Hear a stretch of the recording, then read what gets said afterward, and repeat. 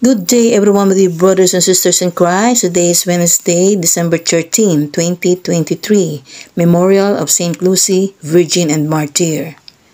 Let us pray. Come Holy Spirit, grant us the gift of fortitude. And our Gospel for today is according to St. Matthew, chapter 11, verses 28 to 30. Lumapit sa akin at magpahinga. Ang pagpapahayag ng mabuting balita ayon sa aklat ng San Mateo. Lumapit kayo sa akin, kayong lahat na nahihirapan at lubhang nabibigatan sa inyong pasanin, at kayo'y bibigyan ko ng kapahingahan.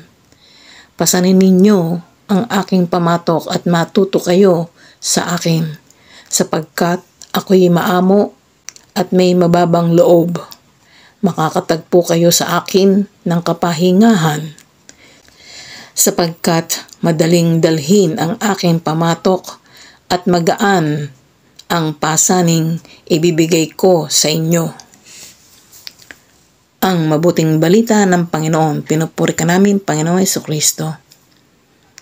Let us pause for a while and let us pray. Pinupuri at pinasasalamatan ka namin, Panginoon, sa buhay na iyong pinagkaloob sa amin. Ikaw na rin ang may sabi, lumapit kayo sa akin, kayong lahat na nahihirapan at lubhang nabibigatan sa inyong pasanin, at kayo'y bibigyan ko ng kapahingahan. Amen. Sa ngalan ng Ama at ng Anak at ng Espiritu Santo. Amen.